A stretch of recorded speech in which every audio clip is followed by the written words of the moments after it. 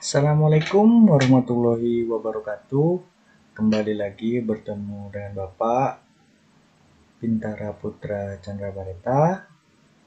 Oke, friends, sekarang kita akan belajar tentang pertumbuhan dan perkembangan pada makhluk hidup. Yang pertama, yaitu ada proses pertumbuhan dan perkembangan makhluk hidup. Pengertian proses dan pertumbuhan dari perkembangan makhluk hidup ini ada 5, yaitu pengertian tumbuhan dan perkembangan. Yang kedua, tahapan pertumbuhan dan perkembangan makhluk hidup. Yang ketiga, proses pertumbuhan dan perkembangan. Dan yang keempat, faktor-faktor yang mempengaruhi pertumbuhan dan perkembangan. Dan yang terakhir yaitu metamorfosis dan metagenesis pada makhluk hidup. Kita lanjut ke yang pertama. Yang pertama yaitu pengertian pertumbuhan dan perkembangan. Pengertian pertumbuhan dan perkembangan pertumbuhan adalah penambahan biomasa yang bersifat irreversibel atau tidak dapat balik lagi. Ciri-ciri pertumbuhan antara lain adanya penambahan berat, volume, panjang atau tinggi, dan luas. Contohnya, contoh pertumbuhan pada manusia sebagai berikut, yaitu bertambahnya tinggi, bertambahnya berat badan, bertambahnya lingkar kepala, bertambahnya lingkar pinggang. Untuk contoh pertumbuhan pada hewan sendiri, yaitu pertambahan ukuran, pertambahan panjang, pertambahan jumlah bulu atau rambut pada hewan, dan yang terakhir itu contoh pertumbuhan pada tumbuhan. Kalau pada tumbuhan sendiri itu bertambahnya tinggi batang, bertambahnya lebar daun, bertambahnya panjang daun, bertambahnya berat biji, bertambahnya panjang akar. Itu contoh-contoh pertumbuhan pada manusia, hewan, dan tumbuhan. Selanjutnya yaitu selain pertumbuhan, makhluk hidup juga mengalami perkembangan. Perkembangan adalah perubahan struktur dan fungsi yang bersifat spesifik. Ciri-ciri perkembangan yaitu fungsi organ tubuh semakin kompleks dan sempurna serta berkembangnya sikap mental. Contoh yang pertama, perkembangan pada manusia adalah kemampuan bayi untuk tengkurap, merangkak, kemudian berdiri. Itu. Terus contoh perkembangan pada hewan yaitu dari anak burung semula belum dapat terbang, beberapa kemudian mampu terbang. Itu. Terus untuk yang perkembangan pada tumbuhan, mulai munculnya bunga sebagai alat perkembangbiakan. Jadi itu semua disebut dengan perkembangan.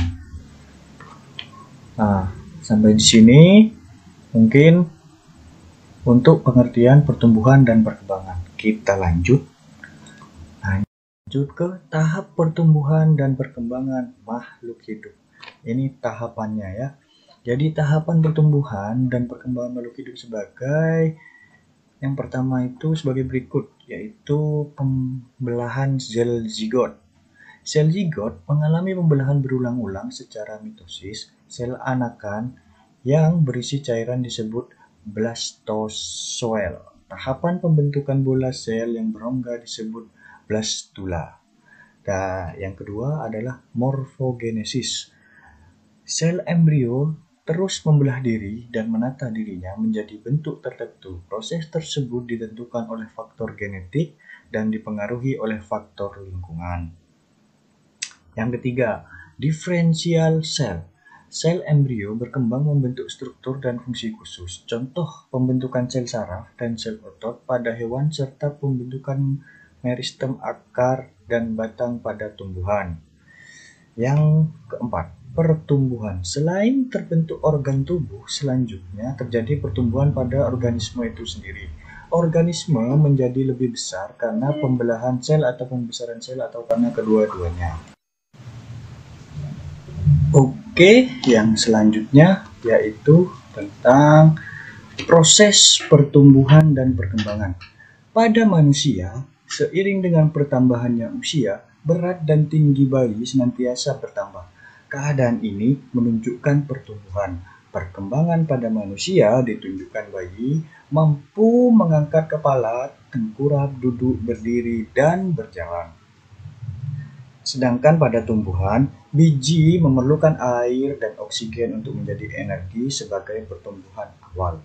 Ketika makanan cadangan habis, akar menyerap mineral dari tanah dan dimulai proses fotosintesis. Hal ini menunjukkan adanya perkembangan. Dan untuk yang ketiga yaitu pada hewan. Pada hewan, semakin lama ukuran pada hewan membesar, ini mengalami pertumbuhan. Terus ketika hewan telah dewasa dan melangsungkan perkawinan, ini mengalami perkembangan. Jadi itu adalah proses pertumbuhan pada manusia, tumbuhan, dan hewan. Oke, kita lanjut. Faktor-faktor yang mempengaruhi pertumbuhan. Faktor-faktor yang mempengaruhi pertumbuhan yaitu ada pada faktor internal. Faktor internal itu terdapat pada gen dan hormon-hormon. Gen merupakan unsur pembawa sifat yang mewariskan sifat dari induk atau orang tua kepada keturunannya. Sedangkan hormon manusia dan hewan mempunyai beberapa hormon. Perbedaan antara hormon tumbuhan dengan manusia dan hewan adalah semua tumbuhan mempunyai hormon yang sama. Sedangkan pada manusia dan hewan, perbedaan pada setiap kelompok organisme, hormon pertumbuhan pada manusia adalah somatropin yang dihasilkan oleh kelenjar hipofisis. Hormon somatropin akan mempengaruhi ukuran tubuh manusia. Jika kekurangan hormon ini, manusia akan tumbuh kerdil atau kretinisme. Sebaliknya, jika kelebihan, manusia akan tumbuh raksasa, gigantisme. Dan yang selanjutnya adalah faktor eksternal. Faktor eksternal itu banyak faktornya, yaitu salah satunya suhu, cahaya, kelembapan, pH tanah, ketersediaan makanan, air, karbon dioksida, dan oksigen. Nah, yang pertama masuk ke suhu. Suhu, tumbuhan dan hewan tumbuh dengan baik pada suhu optimum antara 10 derajat Celcius sampai 38 derajat Celcius. Pada umumnya, tumbuhan dan hewan tingkat tinggi tidak dapat tumbuh pada suhu di bawah 0 derajat Celcius dan di atas 40 derajat Celcius. Hal ini berhubungan dengan kerja enzim pada proses-proses fisiologis tumbuhan dan hewan. Dan untuk cahaya sendiri, manusia dan hewan membutuhkan cahaya untuk membantu proses penulangan atau osifikasi. Cahaya matahari mengubah provitamin D menjadi vitamin D, sehingga tulang kuat dan tumbuh sempurna. Untuk yang selanjutnya yaitu kelembapan. Bagi manusia dan hewan, kelembapan udara dan kelembapan tanah tidak berdampak langsung pada proses pertumbuhannya. Namun, kelembapan udara mempengaruhi proses transferasi pada tumbuhan. Yang keempat adalah pH tanah. Pada manusia dan hewan, pengaruh pH tanah tidak terasa secara langsung. Namun, pH tanah berpengaruh dalam pertumbuhan tanaman. Pada umumnya, pH tanah yang paling baik untuk pertumbuhan tanaman adalah 6,5 sampai 7,5. Pada kondisi tanah yang tertentu, terlalu asam kurang dari 6,5 atau terlalu basah lebih dari 7,5, tanaman tidak tumbuh dengan baik. Yang keenam adalah ketersediaan makanan unsur hara. Unsur hara bagi manusia dan hewan berupa makanan. Hampir semua manusia dan hewan membutuhkan makanan yang mengandung karbohidrat, protein, lemak, vitamin, dan mineral. Makanan diperlukan untuk menghasilkan energi yang digunakan untuk beraktivitas.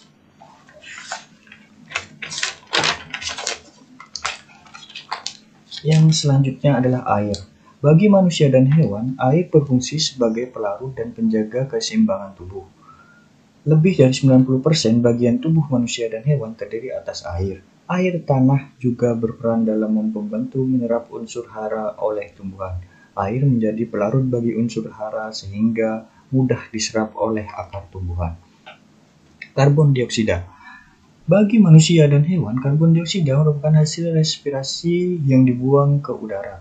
Sementara itu, bagian tumbuhan, karbon dioksida merupakan bahan baku proses fotosintesis. Tanaman melakukan fotosintesis untuk menghasilkan karbohidrat dan makanan cadangan. Proses fotosintesis juga menghasilkan oksigen yang dibutuhkan organisme lainnya. Oksigen. Oksigen diperlukan manusia, hewan, dan tumbuhan dalam proses respirasi. Respirasi akan menghasilkan energi yang berupa ATP atau adenosine trifosfat yang akan digunakan dalam proses metabolisme, pertumbuhan, dan aktivitas lainnya. Yang selanjutnya adalah metamorfosis dan metagenesis makhluk hidup. Yang pertama, metamorfosis. Ada beberapa makhluk hidup yang mengalami serangkaian urutan perubahan bentuk sebelum menjadi organisme dewasa. Perubahan bentuk yang terjadi antara organisme muda sampai dewasa disebut metamorfosis. Metamorfosis dibedakan menjadi dua jenis. Sempurna dan metamorfosis tidak sempurna. Untuk yang sempurna yaitu dari fase telur, larva, pupa atau kepompong, dan hewan dewasa atau imago, dan contohnya adalah kupu-kupu. Dan yang untuk tidak sempurna, fase telur, nimfa, hewan muda, dan hewan dewasa. Contohnya belalang dan kecoa. Untuk metagenesis, pada tumbuhan paku terjadi reproduksi vegetatif atau fase sporofit dan reproduksi generatif fase gametofit secara bergantian atau bergiliran dan dicontohkan dalam tumbuhan paku. Ya, mungkin materinya sampai di sini dulu. Terima kasih sudah menonton. Wassalamualaikum warahmatullahi wabarakatuh. Jangan lupa subscribe, be friend. Thank you.